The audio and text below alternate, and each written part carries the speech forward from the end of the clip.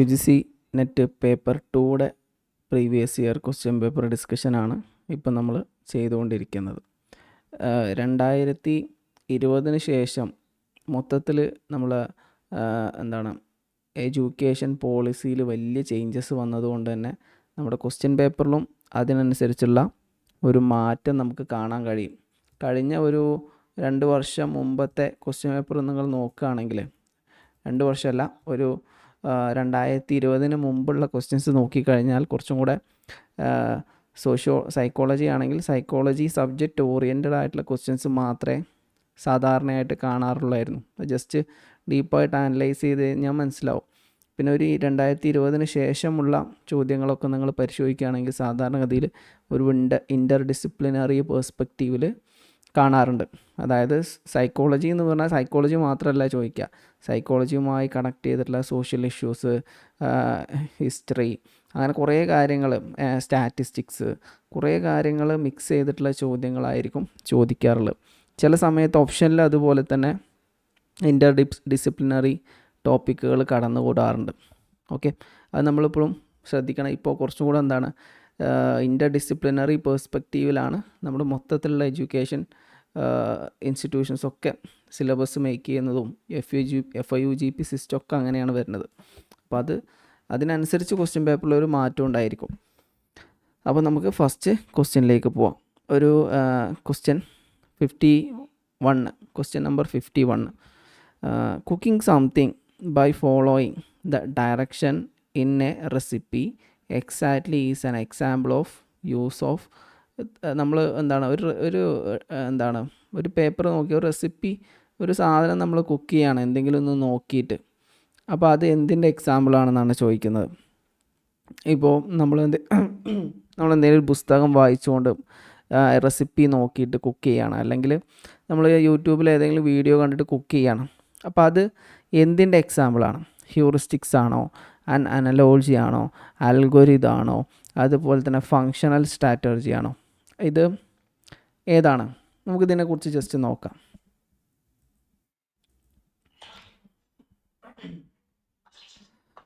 ഇത് നിങ്ങൾ പഠിച്ചിട്ടുണ്ടായിരിക്കും. Solution, decision മേക്കിങ്ങിന്, problem സോൾവിങ്ങിനൊക്കെ use ചെയ്യുന്ന പ്രധാനപ്പെട്ട 2 മെത്തേഡുകളാണിത്. ഒന്ന് അൽഗോരിതവും മറ്റൊന്ന് ഹ്യൂറിസ്റ്റിക്സും. അൽഗോരിതം, ഹ്യൂറിസ്റ്റിക്സ് രണ്ടും നമ്മൾ പ്രോബ്ലം സോൾവിങ്ങുമായി ബന്ധപ്പെട്ട് പഠിച്ചിട്ടുള്ള ടേംസാണ്.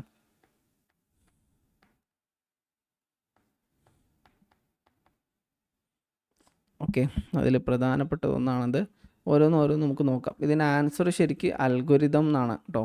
അപ്പോൾ നമുക്ക് എന്ത് ചെയ്യാം, ഈ പ്രോബ്ലം സോൾവിങ്ങിന് സാധാരണഗതിയിൽ നമ്മൾ യൂസ് ചെയ്യുന്ന 2 പ്രധാനപ്പെട്ട മെത്തേഡ് ഒന്നാണത് അൽഗോരിതം ഉണ്ടല്ലോ, ഓപ്ഷൻ ഉണ്ടല്ലോ,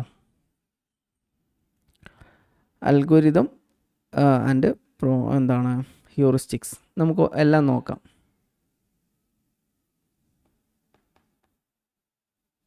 പിന്നെ നോട്ട്സ് കൃത്യമായിട്ട് നമ്മൾ പ്രൊവൈഡ് ചെയ്തിട്ടുണ്ട്. നിങ്ങൾക്ക് വേണമെങ്കിൽ എന്ത് ചെയ്യാം, റെഫർ ചെയ്യാം കേട്ടോ. നമ്മുടെ മെറ്റീരിയൽ റെഫർ ചെയ്യാം. Algorithm and heuristics.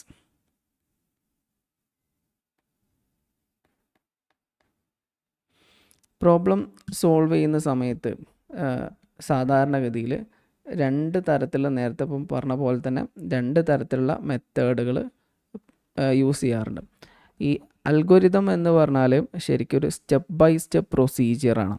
ഇത് കൃത്യമായിട്ട് നമ്മൾ എന്ത് ചെയ്യും, ഒരു പ്രോബ്ലത്തിൻ്റെ സൊല്യൂഷനിലേക്ക് കൃത്യമായിട്ട് നമ്മളെ കൊണ്ടു ചെല്ലും. ഫോർ എക്സാമ്പിൾ നമ്മൾ പറയുകയാണെങ്കിൽ ഒരു മാത്തമാറ്റിക്കൽ ഫോർമുല, ഇപ്പോൾ ഒരു വൃത്തത്തിൻ്റെ ഏരിയ കണക്കാക്കണം. ഏരിയ കണക്കാക്കാൻ വേണ്ടിയിട്ട് പ്രത്യേക ഇക്വേഷൻ ഉണ്ട്. കറക്റ്റ് ഇക്വേഷൻ ഓർമ്മയില്ല, πr² ആണ് തോന്നുന്നു, πr². അപ്പോൾ ഈ ഒരു ഇക്വേഷൻ ഉണ്ടായിരിക്കും, ഏരിയ കണക്കാക്കാനുള്ള ഇക്വേഷൻ. ആ ഏരിയ കണക്കാക്കാനുള്ള ഇക്വേഷൻ കൃത്യമായിട്ട് എന്ത് കണക്കാക്കാൻ കഴിയും? ഏരിയ കൃത്യമായിട്ട് കണക്കാക്കാൻ കഴിയും. അതുപോലെ എന്തൊരു പ്രോബ്ലത്തിനെയും കൃത്യമായിട്ടുള്ള സൊല്യൂഷനിലേക്ക് എത്തിച്ചേരുന്ന മെത്തേഡിന് എന്ത് പറയും? അൽഗോരിതം എന്ന് പറയും. അൽഗോരിതം എന്ന് പറഞ്ഞാൽ ശരിക്കും ഒരു സ്റ്റെപ്പ് ബൈ സ്റ്റെപ്പ് പ്രൊസീജിയറാണ്.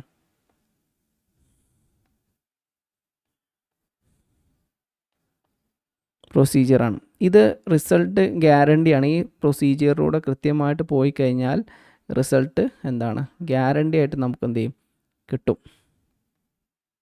ഇപ്പോൾ ഫോർ എക്സാമ്പിൾ ഇപ്പോൾ ഞാൻ നേരത്തെ പറഞ്ഞു, ഒരു വൃത്തത്തിൻ്റെ ഏരിയ കാണണമെങ്കിൽ വൃത്തത്തിൻ്റെ ഏരിയയുടെ ഇക്വേഷൻ ചെയ്ത് കഴിഞ്ഞാൽ ഉറപ്പായിട്ട് എന്ത് ചെയ്യും, നമുക്ക് റിസൾട്ടിലേക്ക് എത്താൻ പറ്റും.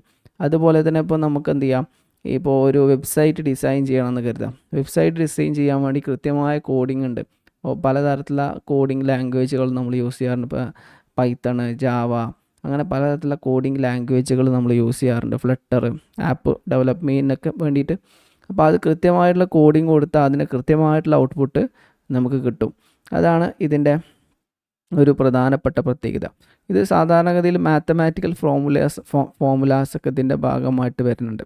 ഇതിന് ഏറ്റവും പ്രധാനപ്പെട്ട ഉത്തരം എന്താണെന്ന് വെച്ചാൽ, ഇത് ഒരു പ്രത്യേകത എന്താണെന്ന് വെച്ചാൽ, നമുക്ക് കൃത്യമായിട്ട് എന്ത് ചെയ്യും, അതിൻ്റെ ഉത്തരത്തിലേക്ക് എത്തിച്ചേരാൻ ഇത് സഹായിക്കും. ഹ്യൂറിസ്റ്റിക്സ് എന്ന് പറഞ്ഞാൽ അങ്ങനെയല്ല. ഹ്യൂറിസ്റ്റിക്സ് എന്ന് പറഞ്ഞാൽ ശരിക്കും ഒരു മെൻ്റൽ ഷോർട്ട് കട്ടാണ്. Mental shortcut. ഇത് നമുക്കൊരു എന്താണ്, ഉത്തരം ഗ്യാരണ്ടി ചെയ്യുന്നില്ല, പക്ഷെ നമുക്ക് എന്ത് ചെയ്യാം, നമുക്ക് ഹെൽപ്പ് ചെയ്യും. പെട്ടെന്ന് നമ്മളെ ലക്ഷ്യത്തിലേക്ക് എത്തിച്ചേരാൻ വേണ്ടിയിട്ട് ഇത് നമ്മൾ ഹെൽപ്പ് ചെയ്യും. അതാണ് ഇത് രണ്ടും തമ്മിലുള്ള വ്യത്യാസം വരുന്നത്. നമ്മൾ ക്വസ്റ്റ്യനിൽ 4 ഓപ്ഷൻസാണ് കൊടുത്തിട്ടുള്ളത്. ആദ്യം എന്താണ്, ഏതൊക്കെയാണ് ഓപ്ഷൻ കൊടുത്തിട്ടുള്ളത്, heuristics, analogy, algorithm, functional strategy. സാധാരണഗതിയിൽ സോഷ്യോളജിയിലും കമ്പ്യൂട്ടർ സയൻസിലുമാണ് ഈ അൽഗോരിതം എന്ന് പറഞ്ഞ ടേം സാധാരണഗതിയിൽ യൂസ് ചെയ്യാറ്. അൽഗോരിതം നമ്മൾ എന്താണ്, ഇൻസ്റ്റഗ്രാമിൻ്റെ അൽഗോരിതം എന്നൊക്കെ പറഞ്ഞ് നമ്മൾ സാധാരണ കേൾക്കാറുണ്ടല്ലോ അല്ലേ. അപ്പോൾ അൽഗോരിതം എന്ന് പറഞ്ഞാൽ സാധാരണഗതിയിൽ ഒരു മാത്തമാറ്റിക്കൽ ഫോർമുല ആയിട്ട് നമുക്ക് മനസ്സിലാക്കാം. ആ മാത്തമാറ്റിക്കൽ ഫോർമുല കൃത്യമായിട്ട് നമ്മൾ ചെയ്ത് കഴിഞ്ഞാൽ നമുക്ക് എന്ത് ചെയ്യും, കൃത്യമായിട്ടുള്ള ഉത്തരം കിട്ടും. മറ്റൊരു പ്രത്യേകത ഇപ്പോൾ പറഞ്ഞ പോലെ എന്താണ്, സ്റ്റെപ്പ് ബൈ സ്റ്റെപ്പ് പ്രൊസീജിയറും ആണ്. അതുപോലെ ഗ്യാരണ്ടീഡ് ഔട്ട്കമാണ്. കൃത്യമായിട്ട് ഉത്തരത്തിലേക്ക് എത്താൻ പറ്റും. ഇതിലെന്തില്ല, ഗസ് ചെയ്യേണ്ട ആവശ്യമില്ല. കൃത്യമായിട്ടുള്ള ഉത്തരത്തിലേക്ക് നമുക്ക് എത്തിച്ചേരാൻ പറ്റും. ഇപ്പോൾ ഹ്യൂറിസ്റ്റിക്സ് എന്ന് പറഞ്ഞാൽ ഒരു എക്സാമ്പിൾ, ഇപ്പോൾ നേരത്തെ ഇതിൽ തന്നെ ഒരു ക്വസ്റ്റ്യൻ, നമ്മൾ കുക്ക് ചെയ്യാൻ വേണ്ടിയിട്ട് നമ്മൾ ഒരു പുസ്തകത്തിലുള്ള നിർദ്ദേശം അനുസരിച്ച് നമ്മൾ കുക്ക് ചെയ്യണം. അപ്പോൾ ആ പുസ്തകത്തിൽ പറഞ്ഞിട്ടുള്ള നിർദ്ദേശം കൃത്യമായി ഫോളോ ചെയ്തുകൊണ്ട് നമ്മളൊരു പ്രവൃത്തി ചെയ്യുമ്പോൾ അത് ശരിക്കും എന്ത് ചെയ്യും, അതിൽ പറഞ്ഞ ഔട്ട്പുട്ട് നമുക്ക് കൃത്യമായിട്ട് കിട്ടുമല്ലോ. ആ സാധനങ്ങൾ, ഇപ്പോൾ ഫോർ എക്സാമ്പിൾ ബിരിയാണി നമ്മൾ ഉണ്ടാക്കുകയാണെങ്കിൽ ബിരിയാണിക്ക് വേണ്ട വിഭവങ്ങൾ താഴെ പറയുന്നതാണ്. ആ സാധനങ്ങളൊക്കെ നമ്മൾ എടുക്കുന്നു, എന്നിട്ട് എന്ത് ചെയ്യും, ചട്ടി ചൂടാക്കുന്നു, ഇന്ന കാര്യങ്ങൾ ഇടുന്നു. അപ്പോൾ ആ പ്രൊസീജിയർ അതിലെന്താണോ പറയുന്നത് അത് അതുപോലെ ചെയ്ത് കഴിഞ്ഞാൽ നമുക്ക് കൃത്യമായിട്ടുള്ള ബിരിയാണി ഉണ്ടാക്കാൻ പറ്റും. അപ്പോൾ എന്താണ്, കൃത്യമായിട്ടുള്ള സ്റ്റെപ്പ് ബൈ സ്റ്റെപ്പ് പ്രൊസീജിയറാണ് എന്തിൽ പറയുന്നത്, ഈ റെസിപ്പിയിൽ ആ ഡയറക്ഷനിൽ കൃത്യമായിട്ട് പറയുന്നത്. അതെന്ത് ചെയ്യും, ഔട്ട്കം എങ്ങനെയായാലും എന്ത് ചെയ്യുന്നു, ഗ്യാരണ്ടി ചെയ്യുന്ന ഒരു ഊഹം മാത്രമല്ല. ആ വഴിയിലൂടെ നമ്മൾ പോയി കഴിഞ്ഞാൽ കൃത്യമായിട്ട് എന്ത് ചെയ്യും, നമുക്ക് ഉത്തരത്തിൽ എത്തിച്ചേരാൻ പറ്റും. അതാണ് അൽഗോരിതത്തിൻ്റെ പ്രത്യേകത. ഹ്യൂറിസ്റ്റിക്സ് ഫോർ എക്സാമ്പിൾ, നമ്മൾ എന്ത് ചെയ്യാണ്, ഭക്ഷണത്തിൽ കഞ്ഞി ഉണ്ടാക്കുകയാണ് അല്ലെങ്കിൽ വേറെ ഏതെങ്കിലും ഭക്ഷണം ഉണ്ടാക്കുകയാണ്, അതിലേക്ക് നമ്മൾ ഉപ്പിട്ടു. അപ്പോൾ ഉപ്പിടുന്ന സമയത്ത് ഒരു ഏകദേശ ധാരണ നമുക്ക് ഉണ്ടാവില്ലേ. ചിലപ്പോൾ നമ്മളിടുന്ന ധാരണ ചിലപ്പോൾ ഉപ്പിട്ട് കഴിഞ്ഞാൽ ചിലപ്പോൾ കൂടിപ്പോവാം, ചിലപ്പോൾ കുറഞ്ഞു പോവാം. ഒരു ഏകദേശ ധാരണ വെച്ചിട്ട് നമ്മൾ എന്ത് ചെയ്യും, ഒരു ഉപ്പിടും. അതെന്താണ്, അത് കൃത്യമായ അളവ് ഇത്ര മില്ലിഗ്രാം ഉപ്പിടണം എന്നൊന്നും നമ്മളോട് പറയുന്നില്ല. പക്ഷെ മുകളിൽ അൽഗോരിതമാണെങ്കിൽ കൃത്യമായിട്ട് പറയും, ഇത്ര ഭക്ഷണമാണെങ്കിൽ നിങ്ങൾ ഇത്ര മില്ലിഗ്രാം ഉപ്പിടണം, ഇത്ര ഗ്രാം പഞ്ചസാര ഇടണം, ഇത്ര മുളക് മഞ്ഞപ്പൊടി ഇത്ര ഇടണം എന്ന് കൃത്യമായ അളവ് പറയും. ഇവിടെ ഒക്കെ എന്താണ്, ഒരു ഗസ് മാത്രമാണ്, റൂൾ ഓഫ് തമ്പാണ്, ഒരു മെൻ്റൽ ഷോർട്ട് കട്ടാണ്. നമ്മളെന്ത് ചെയ്യുകയാണ്, ഒരു ഏകദേശം ഇടുകയാണ്. അത് ഏകദേശം ഇടുന്നത് ചിലപ്പോൾ എന്ത് ചെയ്യാം, എളുപ്പവഴിയാണ്. പക്ഷെ എന്ത് ചെയ്യാം, ചിലപ്പോൾ ഉപ്പ് കൂടാനും ചിലപ്പോൾ ഉപ്പ് കുറയാനും സാധ്യത ഉണ്ട്. അപ്പോൾ രണ്ടും രണ്ട് രീതിയിലാണ്. ഹ്യൂറിസ്റ്റിക്സ് എന്ന് പറഞ്ഞാൽ പെട്ടെന്ന് ലക്ഷ്യത്തിലേക്ക് എത്താൻ വേണ്ടി നമ്മൾ യൂസ് ചെയ്യുന്ന മെത്തേഡുകളാണ്. അൽഗോരിതം എന്ന് പറഞ്ഞാൽ സ്റ്റെപ്പ് ബൈ സ്റ്റെപ്പ് പ്രൊസീജിയറാണ്. ധാരാളം സമയം എടുത്തുകൊണ്ട് നമ്മൾ ചെയ്യുന്ന ഒരു രീതിയാണെന്ത്, ഹ്യൂറിസ്റ്റിക്സ് എന്ന് പറഞ്ഞാൽ. നമ്മൾ ഈ അനലോജി എന്ന് പറഞ്ഞാൽ, ഇനി രണ്ടാമത്തെ ഓപ്ഷൻ നമുക്ക് നോക്കാം. അനലോജി എന്ന് പറഞ്ഞാൽ നമ്മൾ മുമ്പത്തെ എക്സ്പീരിയൻസിൻ്റെ ബേസിൽ നമ്മൾ എന്ത് ചെയ്യാണ്, പുതിയ ഒരു പ്രോബ്ലം നമ്മൾ മുമ്പിൽ വരുന്ന പുതിയ പ്രോബ്ലം സോൾവ് ചെയ്യുന്നതിന് എന്ത് പറയും, അനലോജി എന്ന് പറയും. അതായത് നമുക്ക് മുമ്പ് ഇങ്ങനെ ഒരു വർക്ക് എക്സ്പീരിയൻസ് ഉണ്ട്, ആ എക്സ്പീരിയൻസിൻ്റെ ബേസിൽ നമ്മൾ എന്ത് ചെയ്യണം, പുതിയ പ്രോബ്ലം സോൾവ് ചെയ്യണം. ഫോർ എക്സാമ്പിൾ ഞാൻ എന്താണ് ഒരു കാർ മെക്കാനിക്കാണ്. അപ്പോൾ എൻ്റെ മുമ്പിലേക്ക് ഒരു കാറ് വന്നു.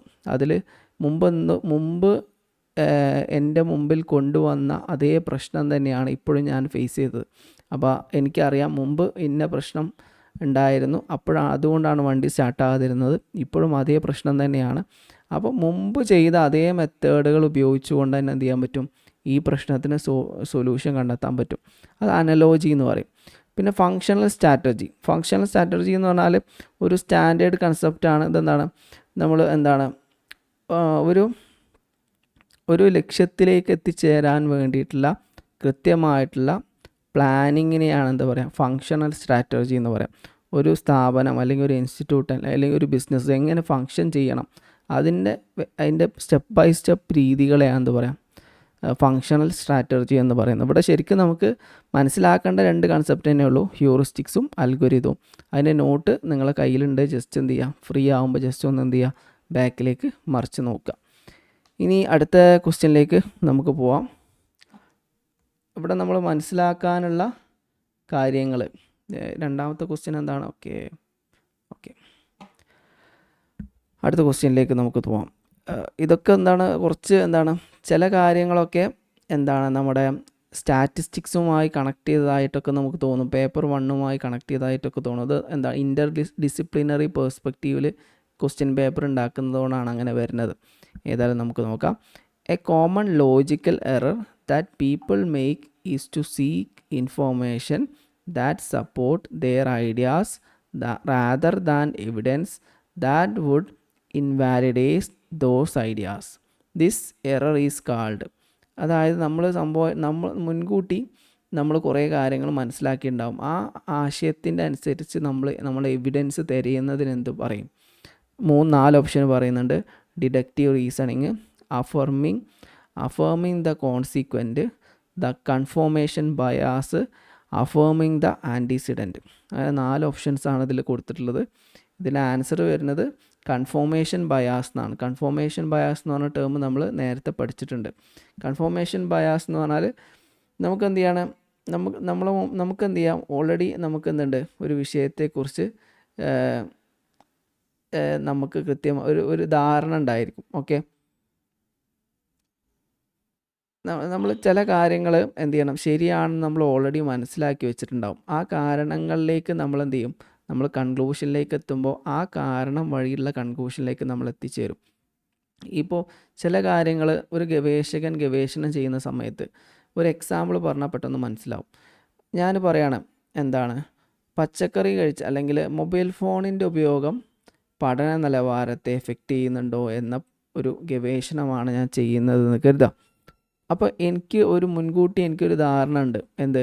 ഞാൻ മനസ്സിലാക്കുകയാണ് മൊബൈൽ ഫോണിൻ്റെ ഉപയോഗം പഠന നിലവാരത്തെ എഫക്റ്റ് ചെയ്യുന്നുണ്ട് എന്ന് ഒരു ധാരണ എനിക്ക് മുൻകൂട്ടി ഉണ്ട്. അപ്പോൾ ഞാൻ പഠനങ്ങൾ ഒബ്സർവ് ചെയ്യുന്ന സമയത്ത്, കാര്യങ്ങൾ മനസ്സിലാക്കുന്ന സമയത്ത് ആ പേഴ്സ്പെക്റ്റീവിലാണ് എന്ത് ചെയ്യുക, ഞാൻ നോക്കിക്കാണാം.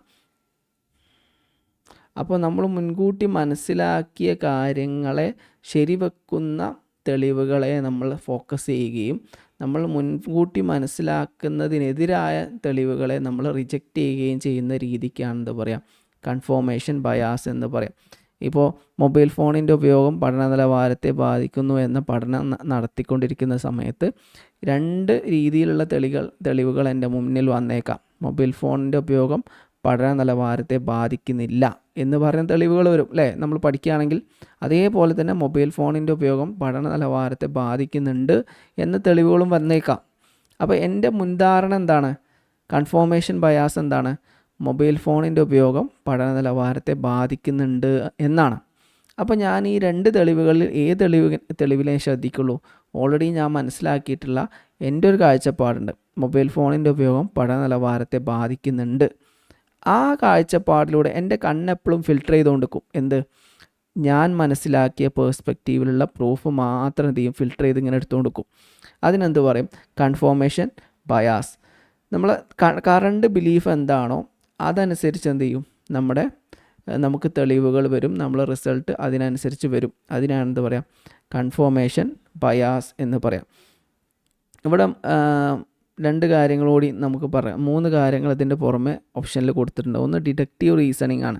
ഡിഡക്റ്റീവ് റീസണിങ് നമ്മൾ കഴിഞ്ഞ ക്ലാസ്സിൽ നമ്മൾ പറഞ്ഞിരുന്നു, പേപ്പർ 1ൽ ഡിസ്കസ് ചെയ്തിരുന്നു ഡിഡക്റ്റീവ് റീസണിങ്. ഡിഡക്റ്റീവ് റീസണിങ് എന്ന് പറഞ്ഞാൽ എന്താണ്? ജനറൽ ടു സ്പെസിഫിക് ആണ്. ജനറൽ ടു സ്പെസിഫിക്, ഒരു 2 പ്രിമൈസും ഒരു കൺക്ലൂഷനൊക്കെ നമ്മൾ പറഞ്ഞിരുന്നു. For example, all humans are mortal, John is A human, then therefore John is A mortal. അപ്പോൾ ജനറൽ ആയിട്ടുള്ളൊരു കാര്യം പറഞ്ഞുകൊണ്ട് അത് സ്പെസിഫൈ ചെയ്യുന്നതിന് എന്ത് പറയും?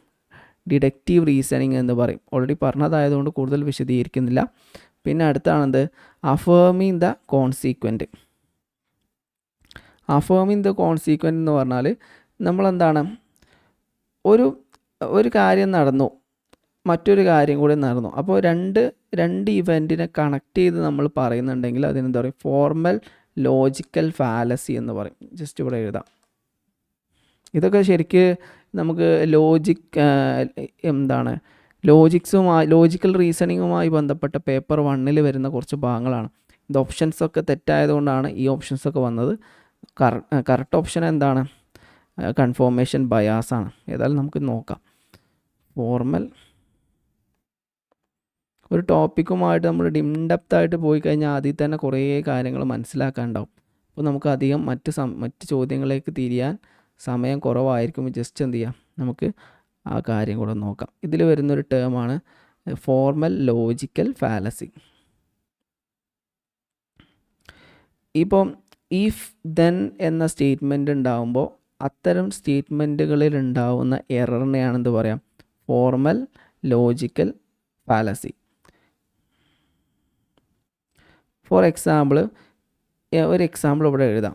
If it Reigns,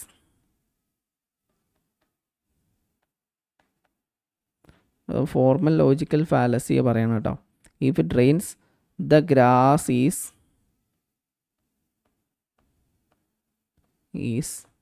wet. മഴ പെയ്യുകയാണെങ്കിൽ എന്ത് ചെയ്യും? പുല്ലുകൾ നനയും. ഓക്കെ, ഇനി ഇങ്ങനെ വരികയാണ്. The grass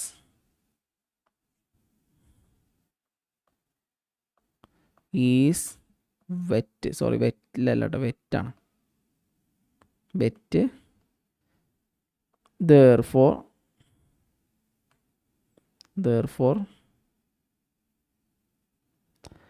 it rained.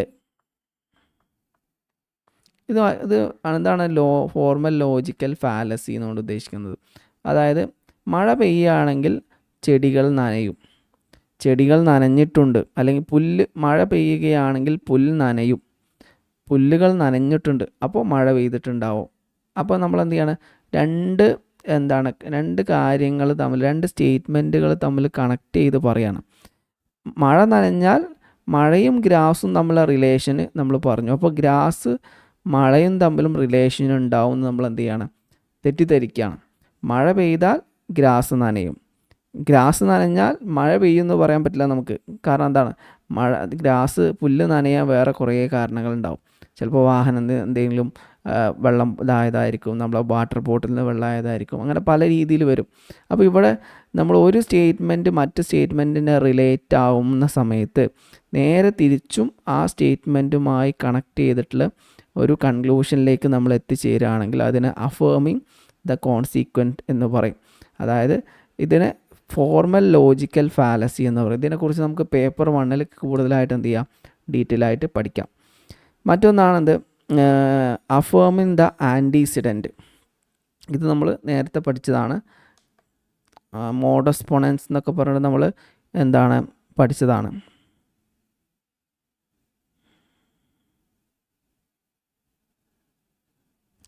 For example, ഇതിന്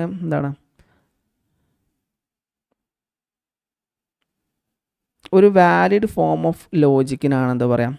അഫേമിങ് ദ ആൻറ്റിസിഡൻസ് എന്ന് പറയാം. അഫേമിങ്, ഇതിന് മറ്റൊരു പേരും കൂടിയുണ്ട്, മോഡസ് പൊണൻസ്. ഇന്നലെ നമ്മൾ ഡിസ്കസ് ചെയ്തിരുന്നു, ഇന്നലെ പറയുന്നു. ഇപ്പോൾ ഈഫ് എന്ന് പറഞ്ഞ ഒരു പാട്ടുണ്ട്. അപ്പോൾ ഈഫ് എന്ന് പറഞ്ഞിട്ട് ഒരു കാര്യം പറയുകയാണെങ്കിൽ അത് ശരിയാണെങ്കിൽ ദെൻ എന്ന് പറഞ്ഞ കാര്യം എന്ത് ചെയ്യാരം? ശരിയായിരിക്കും. ഓക്കെ, ഈഫ് എന്താണ് for example if you study then you will pass. അപ്പോൾ ഈഫ് എന്ന സ്റ്റേറ്റ്മെൻറ്റ് പറഞ്ഞിട്ടൊരു കാര്യം പറയുന്നിട്ട് ആ കാര്യം ശരിയാണെങ്കിൽ ദെൻ എന്ന് പറയുന്ന കാര്യം ശരിയായിരിക്കും. അതിന് കൂടുതൽ വിശദീകരണം നമുക്ക് എന്ത് ചെയ്യാം, പേപ്പർ 1 പറയാം. ആ പേപ്പർ 1 ഈ എന്താണ് ലോജിക്കൽ റീസണിങ് കുറേ ഡീറ്റെയിൽ ആയിട്ട് ചോദിക്കാറുണ്ട്. ആ സമയത്ത് നമുക്ക് കൂടുതൽ വിശദമായിട്ട് പറയാം. ഇതിൻ്റെ ഒരു പ്രത്യേക ലോജിക്കൽ റീസണിങ്ങിൻ്റെ പ്രത്യേക നോട്ട് ക്ലാസ് നമ്മൾ എടുത്തിരുന്നു. അതിൻ്റെ നോട്ട് അവൈലബിൾ ആണ്. നിങ്ങളതൊന്ന് ജസ്റ്റ് എന്ത് ചെയ്യുക, നോക്കുകയും ചെയ്യുക. അപ്പോൾ ഇങ്ങനെ പറഞ്ഞാൽ ചിലപ്പോൾ നിങ്ങൾക്ക് കൺഫ്യൂഷൻ ഉണ്ടായിരിക്കും. അപ്പോൾ അതിൻ്റെ ഓരോ വശങ്ങളും പറഞ്ഞു വരുമ്പോൾ കുറേ സമയം എടുക്കുന്നുള്ളതുകൊണ്ട് സ്കിപ്പ് ചെയ്യാണ്. ഇവിടെ കൺഫോർമേഷൻ ബയാസാണ് നമ്മുടെ കറക്റ്റ് ആൻസർ.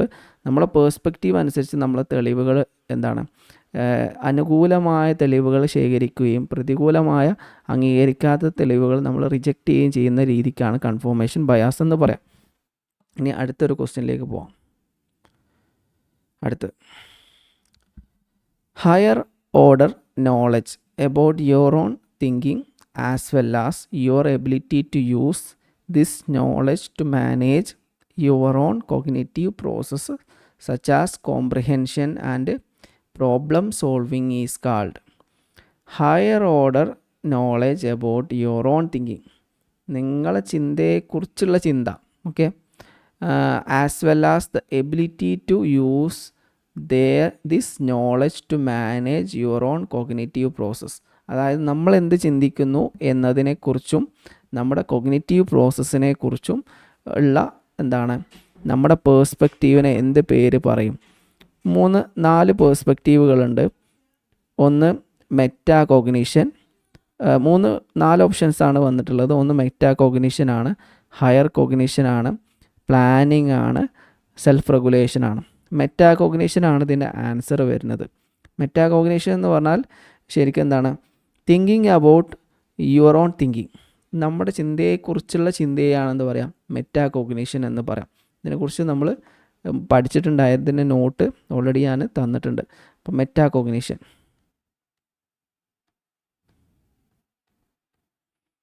കോഗ്നിഷൻ എന്ന് പറഞ്ഞാൽ ഇതിൽ പ്രധാനമായിട്ടും 2 ഘടകങ്ങളാണ് ഉൾക്കൊള്ളുന്നത് എന്ന് നമ്മൾ നേരത്തെ പറഞ്ഞിരുന്നു. നമ്മൾ അത് ഏതൊക്കെയാണ്? ഒന്നാമത് എന്താണ് മെറ്റാ കോഗ്നിറ്റീവ് നോളജ്,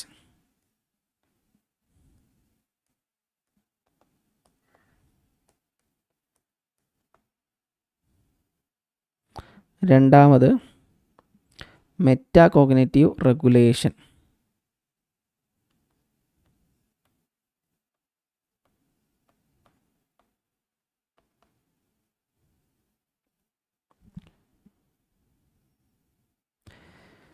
ഇവിടെ ആദ്യം നമ്മൾ മെറ്റാ കോഗ്നിഷനെ കുറിച്ചാണ് പറഞ്ഞത്. മെറ്റാ കോഗ്നിഷൻ എന്ന് പറഞ്ഞാൽ എന്താ പറഞ്ഞത്? നമ്മുടെ ചിന്തയെക്കുറിച്ചുള്ള ചിന്തയാണ്. നമ്മളെങ്ങനെയാണ് ലേൺ ചെയ്യുന്നത്, നമ്മുടെ ലേണിംഗ് എബിലിറ്റി എങ്ങനെയാണ്, നമ്മുടെ കോഗ്നിറ്റീവ് പ്രോസസ്സ് എങ്ങനെയാണ് നമ്മൾ നോളജ് ലേൺ ചെയ്തുകൊണ്ടിരിക്കുന്നത്, എങ്ങനെ പുതിയ കാര്യങ്ങൾ പഠിച്ചെടുക്കാനുള്ള നമ്മളെ എഫേർട്ട്, ഏത് രീതിയിൽ പഠിച്ചാലാണ് നമുക്ക് പുതിയ കാര്യങ്ങൾ ലേൺ ചെയ്യാൻ പറ്റുക, നമ്മളെ ലേണിംഗ് മെത്തേഡ് ഏതാണ്, ഇങ്ങനെ നമ്മളെക്കുറിച്ചുള്ള നമ്മളെ തിങ്കിങ് പ്രോസസ്സിനെ കുറിച്ചുള്ള വ്യക്തമായ ധാരണക്കാണ് എന്ത് പറയാം, കോഗ്നിറ്റീവ് മെറ്റാ കോഗ്നിഷൻ എന്ന് പറയാം. ഈ മെറ്റാ കോഗ്നിഷന് ഞാൻ നേരത്തെ പറഞ്ഞ പോലെ 2 പാർട്ടുകളുണ്ട്. ഫസ്റ്റ് പാർട്ടാണ് meta cognitive knowledge. Meta cognitive knowledge എന്ന് പറഞ്ഞാൽ ഒരു ലേണർ എന്ന പേഴ്സ്പെക്റ്റീവിൽ നിങ്ങൾക്ക് എന്താണ് നിങ്ങളെക്കുറിച്ച്, നിങ്ങളെ ലേണിങ്ങിനെ കുറിച്ച് നിങ്ങൾ എന്താണ് നിങ്ങളെക്കുറിച്ച് മനസ്സിലാക്കുന്നത്. ഫോർ എക്സാമ്പിൾ, എനിക്ക് ഏത് രീതിയിൽ പഠിച്ചാലാണ് നിങ്ങൾക്ക് നോളജ് പരമാവധി അക്വയർ ചെയ്യാൻ പറ്റുക, അതൊരു എക്സാമ്പിളാണ്. ഫോർ എക്സാമ്പിൾ ഞാൻ പറയുകയാണ്, എഴുതി പഠിച്ചു കഴിഞ്ഞാൽ വായിക്കുന്നതിനേക്കാൾ ബെറ്ററായിട്ട് എഴുതി പഠിച്ചു കഴിഞ്ഞാൽ നന്നായിട്ട് എനിക്ക് ഓർത്തെടുക്കാൻ പറ്റും എന്ന് ഞാൻ മനസ്സിലാക്കണം. അത് മെറ്റാ കോഗ്നിറ്റീവ് നോളജാണ്. ലേണർ എന്ന പേഴ്സ്പെക്റ്റീവിൽ ഏത് രീതിയിൽ ലേൺ ചെയ്താലാണ് എനിക്ക് കൂടുതൽ ഓർത്തെടുക്കാൻ കഴിയുക എന്നത് മെറ്റാ കോഗ്നിറ്റീവ് നോളജിൽ ഉൾക്കൊള്ളുന്നതാണ്. മറ്റേതാണത് meta cognitive regulation.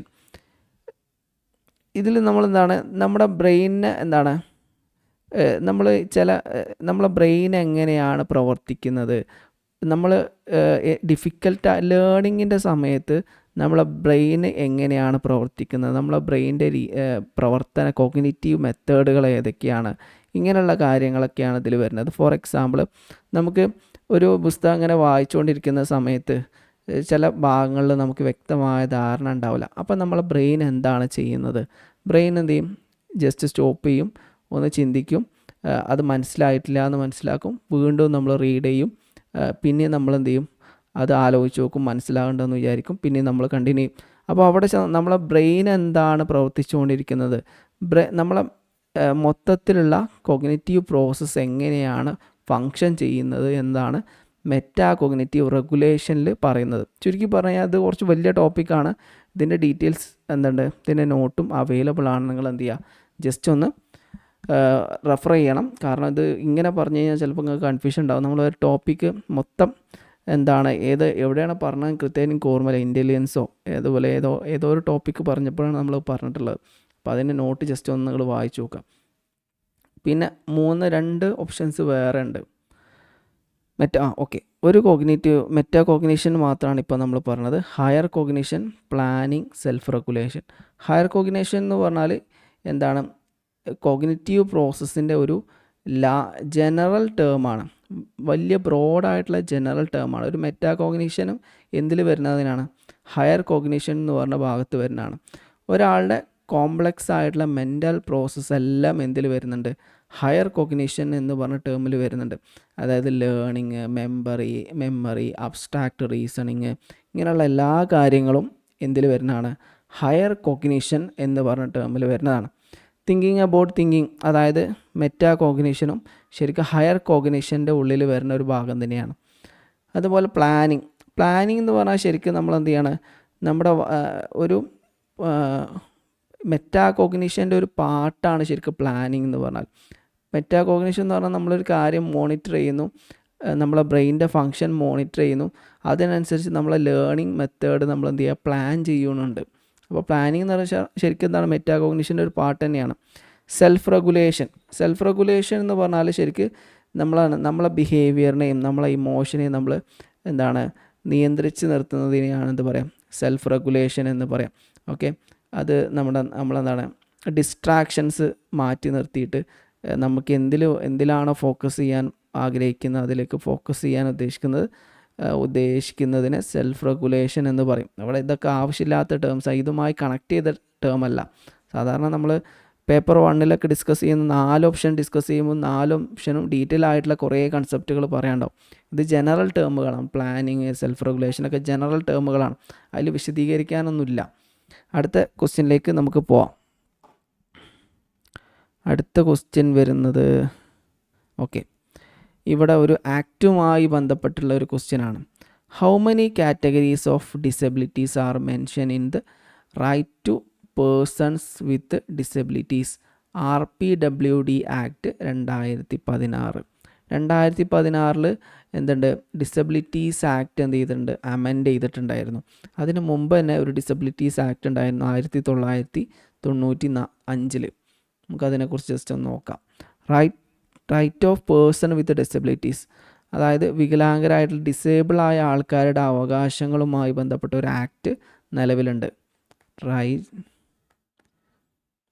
Of person with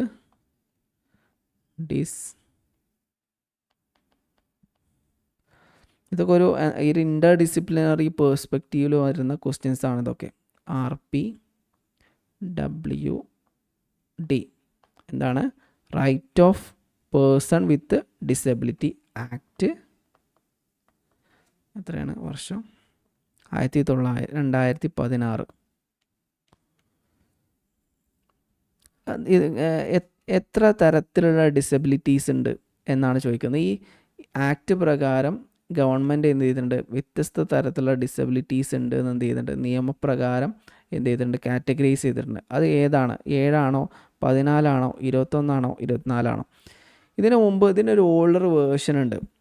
right of person with disabilities act 1995. Okay, ഈ ആക്റ്റാണ് ഫസ്റ്റ് വന്ന ആക്ട്. ഈ ആക്റ്റിൽ എന്തുണ്ട്, ഡിസേബിൾ ആയ ആളുകളെക്കുറിച്ചും അവരുടെ അവകാശങ്ങളെക്കുറിച്ചും അവരുടെ അവസരങ്ങളെക്കുറിച്ചൊക്കെ എന്ത് ചെയ്യുന്നുണ്ട്, ഉൾക്കൊള്ളിച്ചിട്ടുണ്ട്. പക്ഷേ ഈ ഒരു മേജർ ചേഞ്ച് എന്ന് പറഞ്ഞാൽ ഈ ആക്റ്റിൽ വെറും, അതായത് 1995 ആക്റ്റിൽ വെറും 7 തരത്തിലുള്ള ഡിസബിലിറ്റീസ് മാത്രമേ പറഞ്ഞിട്ടുള്ളായിരുന്നു. 7 തരത്തിലുള്ള ഡിസബിലിറ്റീസ് 1995 ആക്റ്റിൽ പറഞ്ഞിട്ടുണ്ട്. ഇത് 2016 അമെൻമെൻ്റ് ആയപ്പോഴേക്കും 21 കാറ്റഗറികളാക്കിയിട്ട് എന്ത് ചെയ്തു, ഗവൺമെൻറ് ഇതിനെ ഉയർത്തി. അതായത് ക്വസ്റ്റ്യനിലെ ആൻസർ 21. ആദ്യം ഇതിൻ്റെ first act right to person with disabilities act 1995 7 കാറ്റഗറികളായിരുന്നു, 7 ഡിസബിലിറ്റി കാറ്റഗറികളായിരുന്നു നിലനിന്നിരുന്നത്. അതെന്ത് ചെയ്തു, 16 ആയപ്പോഴേക്കും എന്ത് ചെയ്തു, 21 ഇൻക്രീസ് ചെയ്തു. അതായത് മുമ്പ്, ഇതുകൊണ്ട് ഉദ്ദേശിക്കുന്നത് എന്താ വെച്ചാൽ, മുമ്പ് ഡിസബിലിറ്റി ആണ് എന്ന് കണക്കാക്കാത്ത കുറേ കാറ്റഗറീസ് ഉണ്ടായിരുന്നു. ചില ആൾക്കാരുണ്ടായിരുന്നു, അവർക്ക് ഒരുപാട് ഡിസബിലിറ്റീസ് ഉണ്ടായിരുന്നു, പക്ഷേ ഗവൺമെൻറ് നിയമപ്രകാരം അത് ഡിസബിലിറ്റി ആണ് എന്ന് കണക്കാക്കിയിട്ടില്ലായിരുന്നു. ഇങ്ങനെ ഡിസബിലിറ്റി ആണെന്ന് കണക്കാക്കിയിട്ടില്ലെങ്കിൽ എന്താ കുഴപ്പം, അങ്ങനെ നമ്മൾ ആലോചിക്കില്ലേ, അങ്ങനെ ഗവൺമെൻറ് എന്തിനാണത് ഡിസബിലിറ്റി ആണ് അല്ലേ എന്ന് കണക്കാക്കുന്നത്? അത് ഓരോരുത്തരുടെ ട്രീറ്റ്മെൻറ്റ് മെത്തേഡുകളും അതൊരു ഡോക്ടറും സൈക്കോളജിസ്റ്റൊക്കെ അല്ലേ ഇത് നോക്കേണ്ടത്. ഈ ഡിസേബിൾ ആയ ആൾക്കാർക്ക് ഗവൺമെൻറ്റിൻ്റെ ഒരുപാട് എന്തുണ്ട്, ബെനിഫിറ്റ്സ് ഉണ്ട്. ഒരുപാട് ഇപ്പോൾ PSC എക്സാമുകളാണെങ്കിലും അതുപോലെ നിയമനങ്ങളാണെങ്കിലും ഇതിലൊക്കെ ഡിസബിലിറ്റീസിൻ്റെ ആൾക്കാർക്ക്, ഡിസേബിൾ ആയ ആൾക്കാർക്ക് എന്തുണ്ട്, റിസർവേഷൻ ഉണ്ട്. അപ്പോൾ ഈ ലിസ്റ്റിലുള്ള ആൾക്കാർ, അതായത് ഈ 21 ആളുകൾക്ക് മാത്രമേ എന്ത് ചെയ്യുള്ളൂ, ഈ റിസർവേഷൻ കിട്ടുള്ളൂ. അത് 2016 മുമ്പാണെങ്കിൽ ഈ 7 കാറ്റഗറിയിൽപ്പെട്ട ആൾക്കാർക്ക് മാത്രമേ എന്ത് ചെയ്യുള്ളൂ, ഗവൺമെൻറ് ഡിസേബിൾ ആയ ആൾക്കാർക്കുള്ള റിസർവേഷൻ കിട്ടുള്ളൂ. അപ്പോൾ മുമ്പ് ഇഗ്നോർ ചെയ്തിരുന്ന പല ഡിസേബിലിറ്റി കാറ്റഗറികളും ഈ 2016 ആയപ്പോഴേക്കും എന്ത് ചെയ്തു, ആഡ് ചെയ്തു. പ്രധാനമായ കുറച്ച് ഡിസബിലിറ്റി കാറ്റഗറികൾ നമുക്ക് നോക്കാം. ഓക്കെ, അതിൻ്റെ ആവശ്യമൊന്നുമില്ല, എങ്കിലും ജസ്റ്റ് എന്ത് ചെയ്യാം, അറിഞ്ഞിരിക്കുന്ന നല്ലതാണ്, ചിലപ്പോൾ ചോദിച്ചുകൂടായൊന്നുമില്ല. പലതരത്തിലുള്ള ഡിസബിലിറ്റീസ് ഉണ്ട്. പ്രധാനമായും 21 ഇവിടെ പറയുന്നുണ്ട്. ജസ്റ്റ് എന്ത് ചെയ്യാം, ഒന്ന് നോട്ട് ചെയ്യാം. ആദ്യം മേജർ കാറ്റഗറി പറയും, പിന്നെ അതിൻ്റെ സബ് കാറ്റഗറികൾ പറയാം. ഒന്നിൽ വരുന്നത് ഫിസിക്കൽ ഡിസബിലിറ്റി.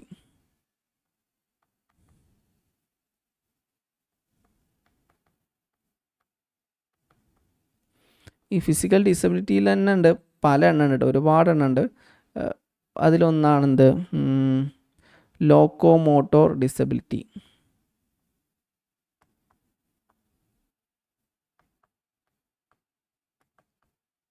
മറ്റൊന്നാണത് ലെപ്രോക്സി. ഇവിടെ ഏതാ, ലെപ്രോക്സി ക്യൂർഡ് പേഴ്സൺസ്. മറ്റേതാണ് സെറിബ്രൽ പാൾസി.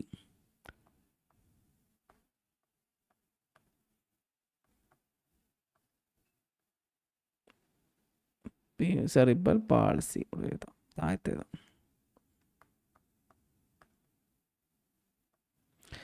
മറ്റൊന്നാണ് ഡ്വാർഫിസം. മറ്റൊന്നാണ് മസ്കുലാർ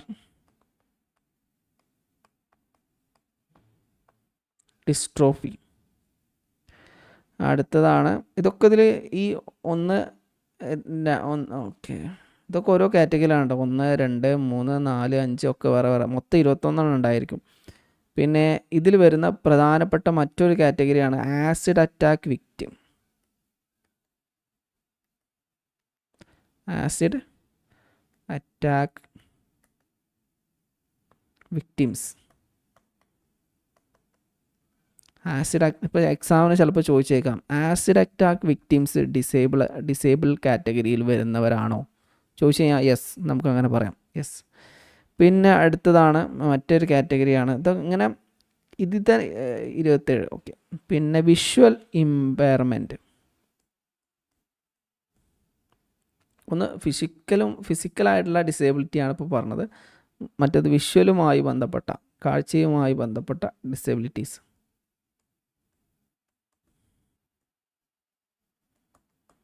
വിഷ്വൽ ഇമ്പയർമെൻറ്റിൽ വരുന്നത് ബ്ലൈൻഡ്നെസ്,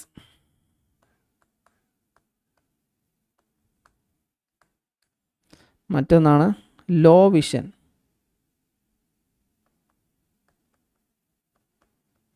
ഇതെന്തിൽ വരുന്നതാണ്? വിഷ്വലുമായി, കാഴ്ചയുമായി ബന്ധപ്പെട്ട ഡിസബിലിറ്റിയിൽ വരുന്നതാണ്.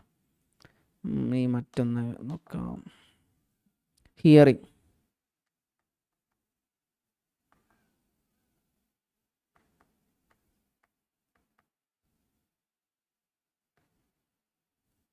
കേൾവിശക്തിയുമായി ബന്ധപ്പെട്ട പ്രധാനപ്പെട്ട ഡിസബിലിറ്റീസാണ് ഡാഫ് and hard to here.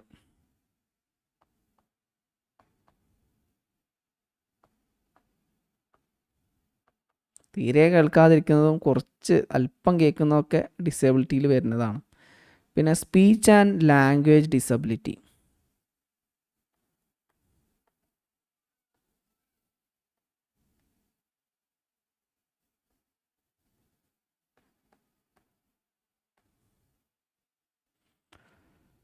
Disability ഇത് നമ്മൾ ഇത്രയും ഡീറ്റെയിൽ ആയിട്ട് പറയാൻ കാരണം എന്താ വെച്ചാൽ, ഇപ്പോൾ കൂടുതൽ ഇൻഡെപ്ത് ആയിട്ടുള്ള ക്വസ്റ്റ്യൻസ് സാധാരണ ചോദിക്കുന്നുണ്ട്. അപ്പോൾ നമ്മൾ നിലവിൽ വന്ന ചോദ്യങ്ങളുടെ ആ ചുറ്റുവട്ടത്തുള്ള ഏതെങ്കിലും ചോദ്യങ്ങൾ വരാനുള്ള സാധ്യത കൂടുതലാണ്. പക്ഷേ ഇൻഡെപ്ത് ആയിരിക്കും ഡിസബിലിറ്റി. അതിൽ വരുന്ന പെർമനൻ്റ് ഇമ്പയർമെൻറ്റ് അഫക്റ്റിംഗ് സ്പീച്ച്, അതായത് മെയിനായിട്ട് സംസാരിക്കാൻ കഴിയാത്ത ആൾക്കാരാണ് ഇതിൽ വരുന്നത്. Permanent impairment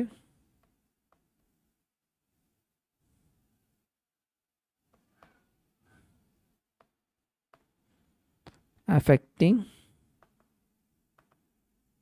speech.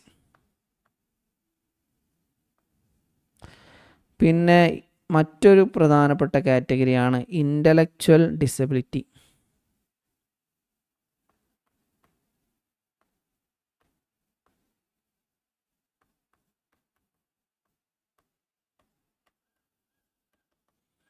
Intellectual disability ഇതിൽ വരുന്ന കാറ്റഗറീസ്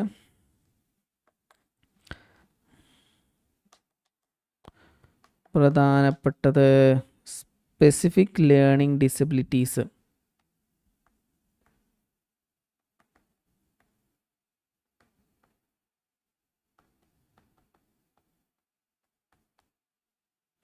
അതിൽ വരുന്ന പ്രധാനമായിട്ട് പറയുന്നത് ഡിസ്ലെക്സിയ,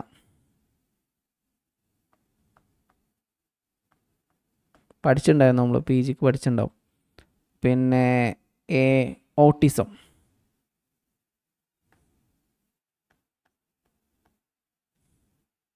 സ്പെക്ട്രം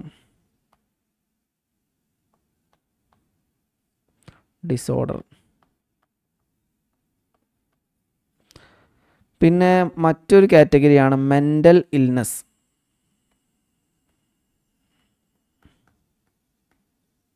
ജസ്റ്റ് ഒന്ന് ഈ പേരുകളൊക്കെ ഒന്ന് ജസ്റ്റ് ഇങ്ങനെ കേട്ട് പോവാം. എക്സാമിന് നമുക്ക് എന്ത് ചെയ്യും, ഈ വശത്ത് എവിടെയെങ്കിലും ചോദ്യങ്ങൾ ചോദിക്കുകയാണെങ്കിൽ ഓപ്ഷൻ എങ്കിലും എന്ത് ചെയ്യാം, ഇത് നമുക്ക് ഉപകാരപ്പെടും. ചിലപ്പോൾ തെറ്റായ ഓപ്ഷനായിട്ട് ഇതിലേതെങ്കിലും ക്വസ്റ്റ്യൻ വരും. അപ്പോൾ നിങ്ങൾക്ക് മനസ്സിലാവും ഇത് ശരിയല്ല തെറ്റാണെന്ന് മനസ്സിലാവും. അങ്ങനെയെങ്കിലും ഇത് ഉപകാരപ്പെടും. അപ്പോൾ ശരി, ഇത്രയും ചോദ്യങ്ങൾ വരുമില്ലേ എന്നുള്ളതല്ല, നമുക്ക് ഓപ്ഷൻസ്, തെറ്റായ ഓപ്ഷൻസ് നീക്കാൻ ഇത് വളരെയധികം പ്രയോജനപ്പെട്ടതാണ്. മെൻ്റൽ ബിഹേവിയർ ഡിസോർഡർ, മെൻ്റൽ ഇൽനെസ്സുമായി ബന്ധപ്പെട്ട ഒരു ഡിസോർഡറാണ് മെൻ്റൽ ബിഹേവിയർ ഡിസോർഡർ. പിന്നെ ക്രോണിക് ന്യൂറോളജിക്കൽ കണ്ടീഷനുമായി ബന്ധപ്പെട്ട ഡിസോർഡേഴ്സ് ഉണ്ട്. ക്രോണിക് ന്യൂറോളജിക്കൽ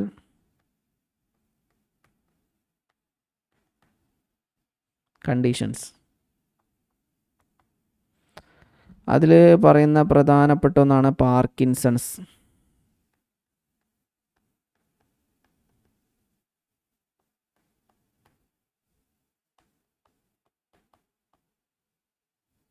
മറ്റൊന്നാണ് മൾട്ടിപ്പിൾ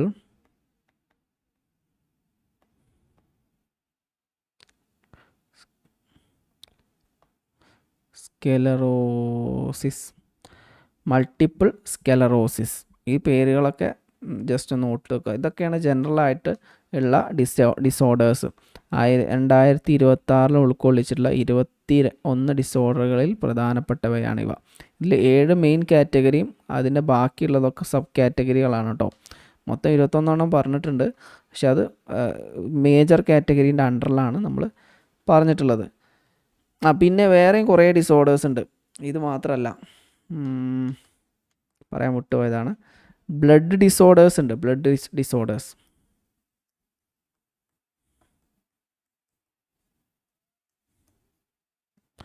അതിൽ വരുന്ന കുറച്ചെണ്ണമാണ് ഇവിടെ എഴുതാവുന്നത്. ഹീമോഫിലിയ, പിന്നെ അടുത്തതാണെന്ത്, തലാസേമിയ. മറ്റൊന്നാണ് സിക്കിൾ സെൽ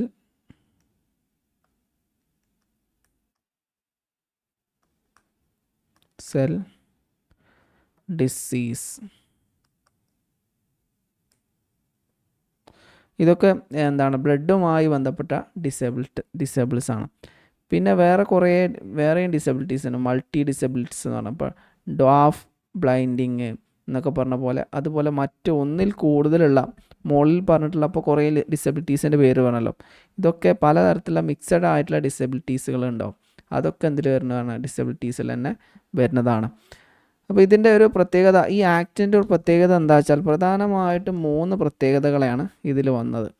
ഈ 2016 ഈ ഡിസബിലിറ്റി ആക്ട് ഭാഗമായിട്ട് 7 ഡിസബിലിറ്റിയിൽ നിന്ന് എന്താക്കി മാറ്റി, 21 ഡിസബിലിറ്റീസ് ആയിട്ട് ഗവൺമെൻറ് എന്ത് ചെയ്തു, ഇത് ഇൻക്രീസ് ചെയ്തു.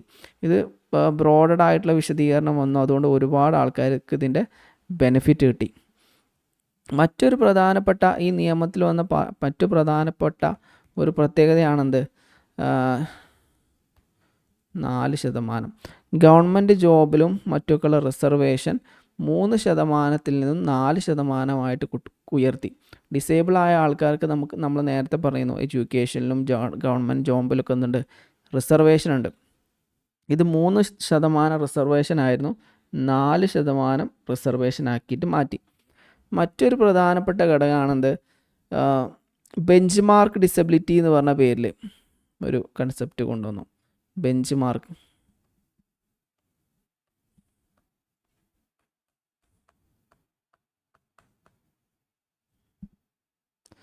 ഇത്തരം ഡിസബിലിറ്റി ഉള്ള ആൾക്കാർക്ക് ഏകദേശം 40% ഡിസബിലിറ്റി ഉള്ള ആൾക്കാർക്ക് 6 വയസ്സ് മുതൽ 18 വയസ്സ് വരെ വിദ്യാഭ്യാസം ഫ്രീ ആയിട്ട് കൊടുക്കാൻ തീരുമാനിച്ചു. ഇങ്ങനെയുള്ള കാര്യങ്ങളൊക്കെ എന്തിൽ വരുന്നതാണ്, 2016 ഈ ആക്റ്റിൽ വരുന്നതാണ്. അതിൽ നമ്മൾ ശ്രദ്ധിക്കേണ്ട കാര്യങ്ങൾ, ഒന്ന്, ഇതെന്താണ്, ഇത് മുമ്പുള്ള ഒരു ആക്ടിൻ്റെ അമെൻമെൻ്റ് ആണ്.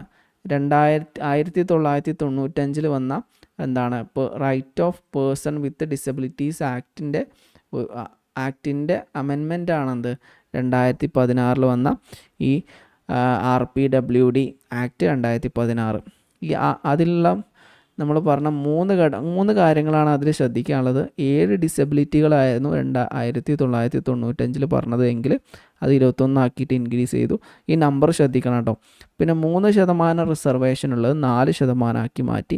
അതുപോലെ തന്നെ ഒരു 40%, അറ്റ്ലീസ്റ്റ് 40% ഡിസബിലിറ്റി ഉള്ള എല്ലാവർക്കും എന്ത് ചെയ്യും, 18 വയസ്സ് വരെ ഫ്രീ എഡ്യൂക്കേഷൻ പ്രൊവൈഡ് ചെയ്യാമെന്ന് തീരുമാനിച്ചു.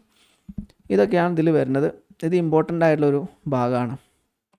പിന്നെ ഇനി നമുക്ക് അടുത്ത ഒരു ക്വസ്റ്റ്യനിലേക്ക് പോകാം. ഇത് നിങ്ങൾക്ക് അറിയുന്ന കാര്യങ്ങൾ തന്നെ. What is not a health protective behaviour? ഇത് നിങ്ങൾ പറയൂ, ഞാൻ പറയില്ല, നിങ്ങൾക്ക് അറിയുന്ന ഉത്തരം തന്നെയാണ്. What is not a health protective behaviour?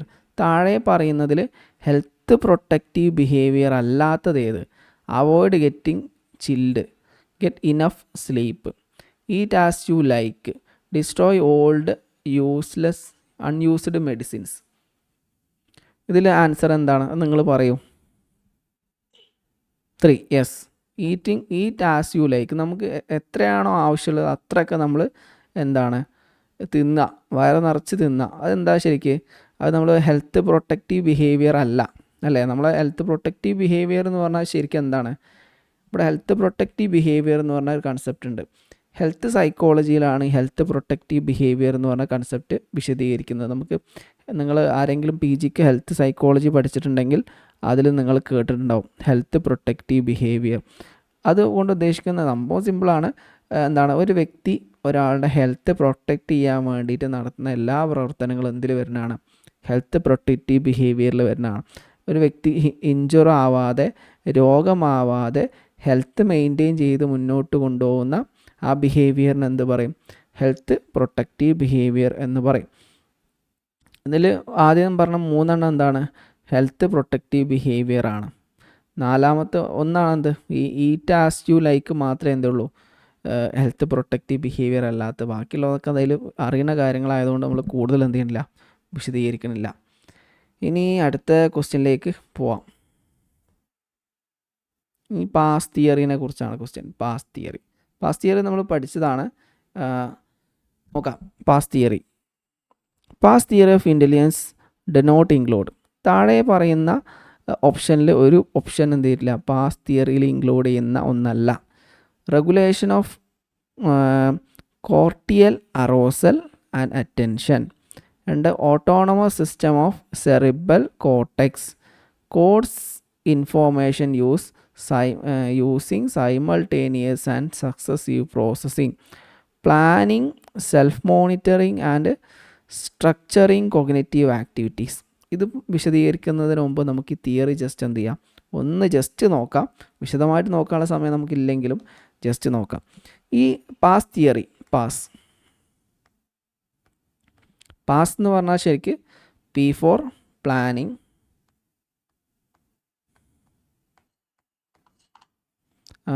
A for attention arousal,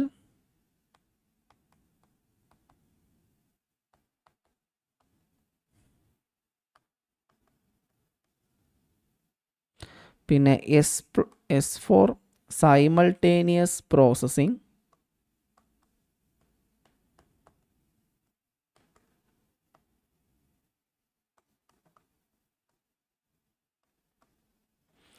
പിന്നെ S for successive processing.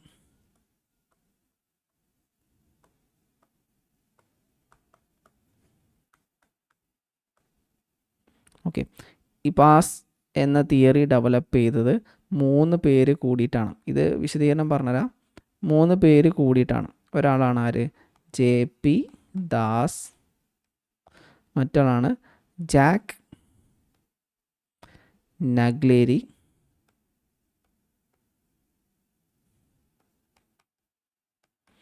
മറ്റൊരാളാണ് Kirby. Das, Naglieri, Kirby. ഇവർ 3 പേരും കൂടിയിട്ട് 1994 എന്ത് ചെയ്തത്? ഈ പാസ് തിയറി ഡെവലപ്പ് ചെയ്തത്.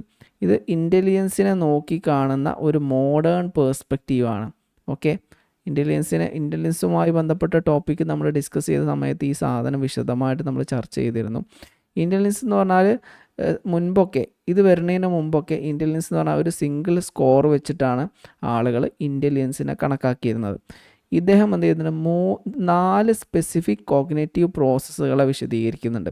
ഈ 4 കോഗ്നിറ്റീവ് പ്രോസസ്സുകൾ നോക്കിയിട്ട് ഒരാളുടെ ഇൻ്റലിജൻസ് അളന്ന് തിട്ടപ്പെടുത്താൻ പറ്റുമെന്നാണ് ആര് പറഞ്ഞത്? ഇതിൽ പറയുന്നത്. ആര് പറഞ്ഞത്? ഈ 3 ആൾക്കാർ പറഞ്ഞത്. അതിലൊന്നാണ് പ്ലാനിങ്, മറ്റൊന്നാണ് അറ്റൻഷൻ അറോസൽ, മറ്റൊന്ന് സൈമൾട്ടേനിയസ് പ്രോസസ്സിങ്, സക്സസീവ് പ്രോസസ്സിങ്. നിങ്ങൾ എന്ത് ചെയ്യുക? നോട്ട് വായിച്ച് നോക്കണം. ഇവിടെ നമ്മൾ പറയുന്നുണ്ട്, പക്ഷേ പറയുന്നതിനേക്കാൾ കൂടുതൽ നോട്ടിലുണ്ടായിരിക്കും. അപ്പോൾ ജസ്റ്റ് എന്ത് ചെയ്യുക? ഒന്ന് ബാക്കിലേക്ക് പോവുക, നോട്ട് വായിച്ച് നോക്കുക. പ്ലാനിങ് എന്ന് പറഞ്ഞാൽ എന്താ നോക്കാം.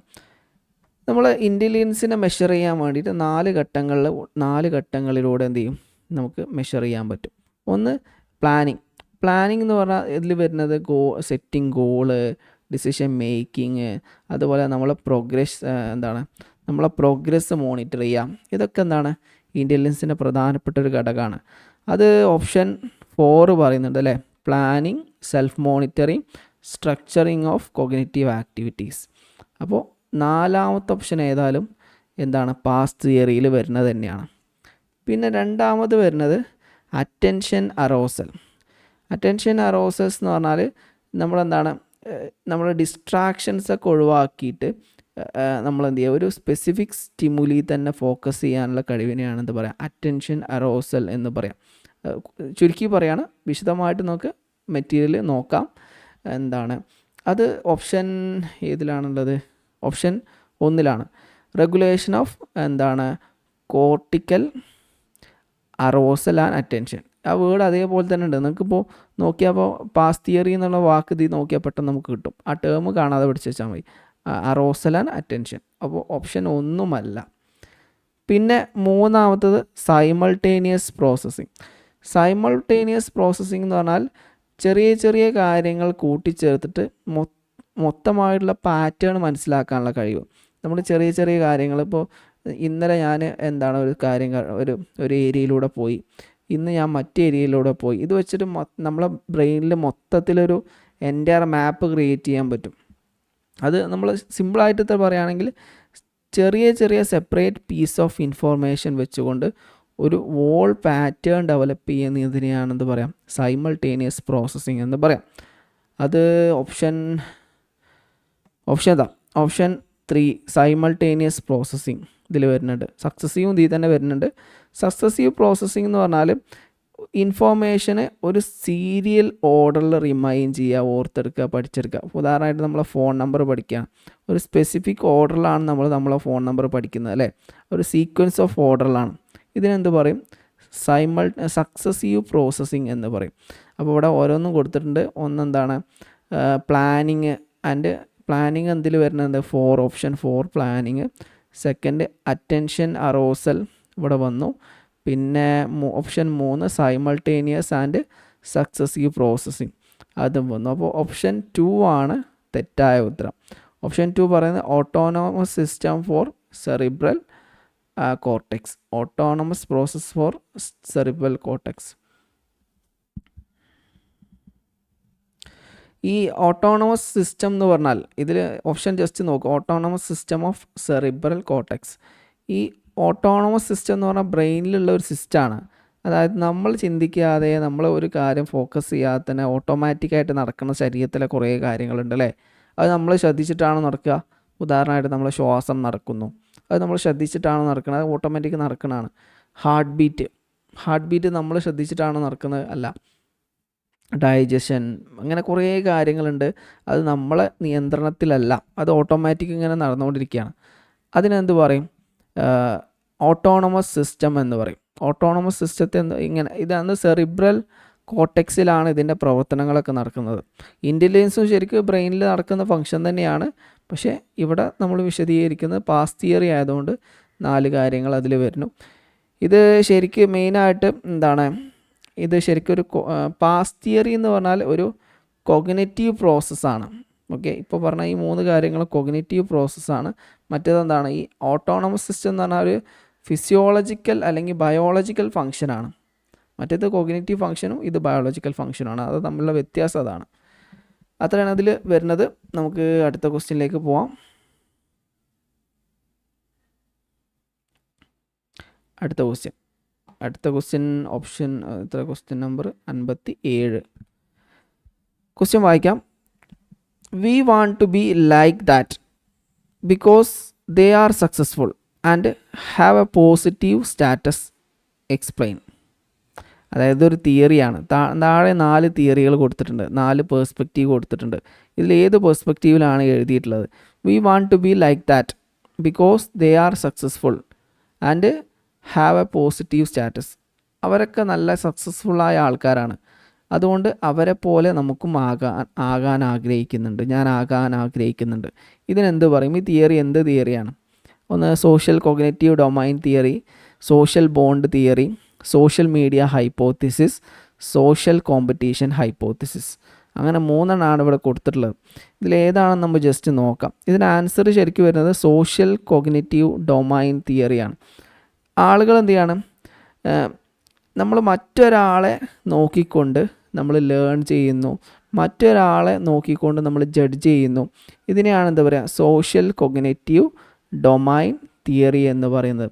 നമ്മളെന്ത് ചെയ്യാണ്, മറ്റൊരാളെ കോപ്പി ചെയ്യുക മാത്രമല്ല, ആളുകൾ എന്ത് ചെയ്യാണ്, അവരുടെ ബിഹേവിയർ ഒബ്സർവ് ചെയ്തിട്ട് അവർ ഫെയിലിയർ ആണോ സക്സസ്ഫുൾ ആണോ അങ്ങനെയൊക്കെ ഒബ്സർവ് ചെയ്തിട്ട് അവരെ പോലെ നമ്മൾ ആവാൻ ആഗ്രഹിക്കുന്നു. അതിനെന്ത് പറയും, ഇപ്പോൾ റോൾ മോഡൽ എന്നൊക്കെ പറയുന്ന പോലെ തന്നെ മറ്റൊരാൾ ഒബ്സർവ് ചെയ്തിട്ട് നമ്മളെങ്ങനെ ആയിരിക്കണമെന്ന് മറ്റൊരാളെ ഒബ്സർവ് ചെയ്ത് വിശദീകരിക്കണതിനാണ് എന്ത് പറയുക, സോഷ്യൽ കൊഗ്നിറ്റീവ് ഡൊമൈൻ തിയറി എന്ന് പറയുന്നത്. ഇതിൽ 3 ഘടകങ്ങളുണ്ട്, 3 കാര്യങ്ങൾ ശ്രദ്ധിക്കണം ഈ സോഷ്യൽ കൊഗ്നിറ്റീവ് ഡൊമൈൻ തിയറിയിൽ. സോഷ്യൽ കൊഗ്നിറ്റീവ് ഡൊമൈൻ തിയറിയിൽ 3 കാര്യങ്ങൾ പറയുന്നുണ്ട്. ഒന്ന് ഒബ്സർവാണ്. ആദ്യം നമ്മൾ എന്ത് ചെയ്യും, ആളുകൾ ഒബ്സർവ് ചെയ്യും, അവർ സക്സസ്ഫുൾ പേഴ്സൺ ആണോ അല്ലേ. For example Sachin Tendulkar successful person ആണ്. അപ്പോൾ നമ്മളെന്ത് ചെയ്യണം, അവരെ ഒബ്സർവ് ചെയ്തിട്ട് അവരെ ഇമിറ്റേറ്റ് ചെയ്യാൻ വേണ്ടി നമ്മൾ ശ്രമിക്കുന്നു. ഓക്കെ. രണ്ടാമത്തെ ഘട്ടം ഇവാലുവേറ്റ് എന്ന് പറഞ്ഞാൽ നമ്മൾ അവരെ സ്റ്റാറ്റസ് ഇവാലുവേറ്റ്, ഒബ്സർവ് ചെയ്യുക, ഇവാലുവേറ്റ് ചെയ്യുക, അവർ സക്സസ്ഫുൾ ആയിട്ടുണ്ടോ, അവർ പോസിറ്റീവും അവർ നെഗറ്റീവും ഒക്കെ എന്താണ് ഇവാലുവേറ്റ് ചെയ്യുക. മൂന്നാമത് മോട്ടിവേറ്റ്. അപ്പോൾ എന്ത് ചെയ്യും, നമ്മൾ അവർ ഇവാലുവേറ്റ് ചെയ്ത് കഴിഞ്ഞാൽ നമ്മൾ എന്ത് ചെയ്യും, ഓട്ടോമാറ്റിക്കായി നമ്മൾ മോട്ടിവേറ്റ് ചെയ്യും. അതുപോലെ നമുക്ക് ആവാൻ ആഗ്രഹം ഉണ്ടാവും, മോട്ടിവേഷൻ ഉണ്ടായിരിക്കും, അല്ലേ. സംഭവം സിമ്പിളാണ്. നമ്മളെന്ത് ചെയ്യാണ്, മറ്റൊരാളെ നമ്മൾ സക്സസ്ഫുള്ളായി കണ്ടു, അപ്പോൾ അതേപോലെ നമ്മൾ എന്ത് ചെയ്യാണ്, നമ്മൾ അതുപോലെ കോപ്പി ചെയ്യാൻ വേണ്ടി നമ്മൾ ശ്രമിക്കുകയാണ്, ഇമിറ്റേറ്റ് ചെയ്യുകയാണ്. അതിനെ സോഷ്യൽ കോഗ്നിറ്റീവ് ഡൊമൈൻ തിയറി എന്ന് പറയുന്നു. മറ്റൊന്നാണെന്ത്, അപ്പോൾ അത് സോഷ്യൽ കോഗ്നിറ്റീവ് ഡൊമൈൻ തിയറി. ഇനി സോഷ്യൽ ബോണ്ട് തിയറി നോക്കാം. സോഷ്യൽ ബോണ്ട് തിയറി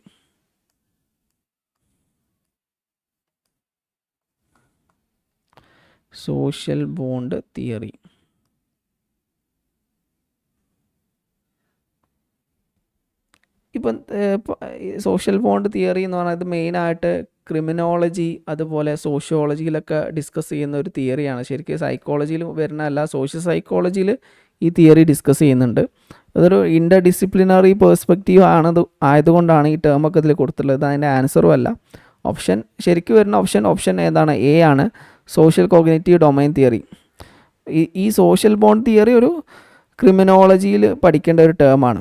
ഇത് സാധാരണഗതിയിൽ നമ്മൾ എന്താണ്, ആളുകൾ ഒരു സൊസൈറ്റിയിൽ അവരുടെ റൂൾസ് ആൻഡ് റെഗുലേഷൻസ് കൃത്യമായി ഫോളോ ചെയ്യുന്നു. എന്തുകൊണ്ട്?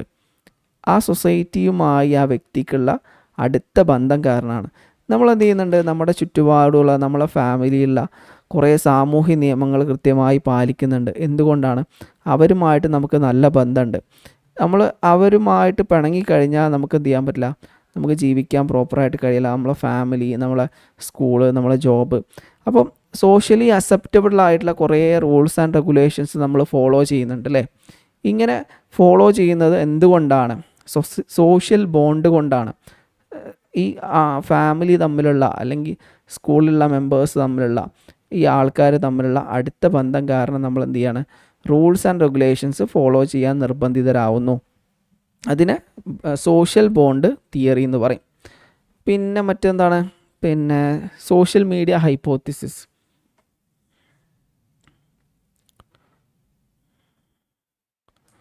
സോഷ്യൽ മീഡിയ ഹൈപ്പോത്തിസിസ് എന്ന് പറഞ്ഞാൽ ഈ സോഷ്യൽ മീഡിയയുമായി ബന്ധപ്പെട്ടത് ഒരു തിയറി ഒന്നുമല്ല, ഒരു പ്രധാനപ്പെട്ട തിയറി ഒന്നുമല്ല. നമ്മൾ സോഷ്യൽ മീഡിയ നമ്മളെ ബിഹേവിയറിനെ എഫക്റ്റ് ചെയ്യണതിനാണ് എന്ത് പറയാം, സോഷ്യൽ മീഡിയ ഹൈപ്പോത്തിസിസ് എന്ന് പറയാം. നമ്മുടെ മെൻ്റൽ ഹെൽത്ത്, നമ്മളെ സോഷ്യൽ ഇൻട്രാക്ഷൻ, നമ്മൾ ആൾക്കാരുമായി പെരുമാറുന്ന രീതി, ഇതൊക്കെ സോഷ്യൽ മീഡിയ നമ്മളെന്ത് ചെയ്യുന്നുണ്ട്, എഫക്റ്റ് ചെയ്യുന്നുണ്ട്. അതിൽ കാണുന്ന രീതിയിൽ നമ്മളെന്ത് ചെയ്യും, വസ്ത്രങ്ങൾ ധരിക്കുന്നു, അത് കാണുന്ന രീതിയിൽ നമ്മൾ പെരുമാറുന്നു, അതെന്ത് ചെയ്യും, നമ്മളെ ബിഹേവിയറിനെ എഫക്റ്റ് ചെയ്യുന്നു. അതിനെ സോഷ്യൽ മീഡിയ ഹൈപ്പോത്തിസിസ് എന്ന് പറയുന്നു. അതൊരു മെയിൻ തിയറി ഒന്നും അല്ല കേട്ടോ അത്. പിന്നെ social competition hypothesis. Social competition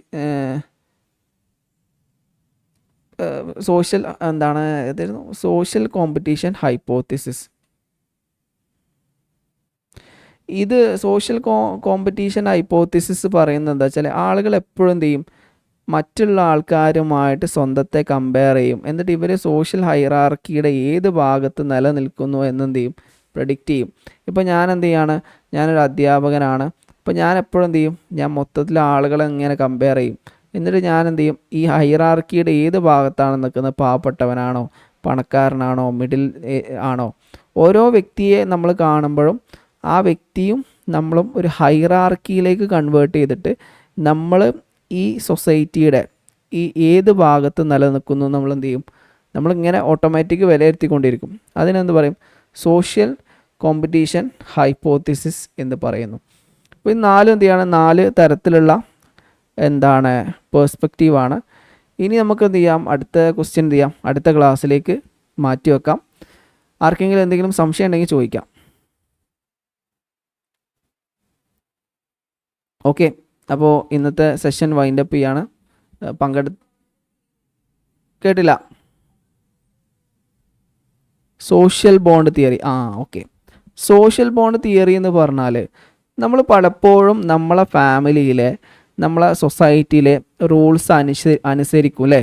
എപ്പോഴും നമ്മൾ റൂൾസിനെതിരെ ഒരിക്കലും നമ്മൾ ചെയ്യൂല. എപ്പോഴും റൂൾസ് നമ്മൾ ഫോളോ ചെയ്തുകൊണ്ടിരിക്കും. അതിന് കാരണം എന്താണെന്നാണ് ഈ തിയറി പറയുന്നത്. നമ്മുടെ സൊസൈറ്റിയുമായുള്ള അടുത്ത ബന്ധം, ബോണ്ട്, നമ്മളെന്ത് ചെയ്യും, ഈ റൂൾസ് ആൻഡ് റെഗുലേഷൻ ഫോളോ ചെയ്യാൻ നമ്മൾ നിർബന്ധിതരാക്കും. ഫോർ എക്സാമ്പിൾ ഒരു ഉദാഹരണം പറയാം. ഫാമിലിയിൽ എൻ്റെ ഫാമിലിയിൽ 6 മണിക്ക് മുമ്പ് വൈകുന്നേരം വീട്ടിൽ കയറണം എന്നാണ് ഒരു നിയമമുള്ളതെന്ന് കരുതാം. കൃത്യമായിട്ട് നമ്മളത് ഫോളോ ചെയ്യും. കാരണം നമുക്ക് നമ്മളെ പാരൻസിന് ഇഷ്ടമാണ്, നമ്മളെ ഫാമിലി മെമ്പേഴ്സിന് ഇഷ്ടമാണ്. അപ്പോൾ നമ്മളത് ചെയ്തില്ലെങ്കിൽ എന്ത് സംഭവിക്കും, ഇവരുമായിട്ടുള്ള ബന്ധം തകരാറിലാവും. അപ്പോൾ നമുക്ക് പ്രയാസം ഉണ്ടാവും. അപ്പോൾ ഈ ബോണ്ട് കാരണം, പാരൻസുമായി ബന്ധമുള്ള ഈ ബോണ്ട് കാരണം, അടുപ്പം കാരണം നമ്മൾ എന്ത് സംഭവിക്കുന്നു, നമ്മൾ നിയമങ്ങൾ, റൂൾസ് ആൻഡ് റെഗുലേഷൻസ് പാലിക്കാൻ തയ്യാറാവുന്നു. അതിനാണ് സോഷ്യൽ ബോണ്ട് തിയറി എന്ന് പറയുന്നത്. അത് സൈക്കോളജിയിലുള്ള ഒരു തിയറി ഒന്നുമല്ല. സോഷ്യോളജിയിൽ ഉള്ള, ക്രിമിനോളജിയിലും സോഷ്യോളജിയിലൊക്കെ ഡിസ്കസ് ചെയ്യുന്ന ഒരു തിയറിയാണ്. ക്രിമിനോളജി എന്ന് പറഞ്ഞാൽ ഒരു പേപ്പർ പഠിക്കാണ്ട്, അത് സൈക്കോളജിയിൽ പഠിക്കുന്ന പേപ്പറല്ല. ഓക്കെ, അപ്പോൾ അത്രയാണ്. വൈൻഡപ്പ് ചെയ്യാണ്. പങ്കെടുത്ത എല്ലാവർക്കും നന്ദി. ഓക്കെ.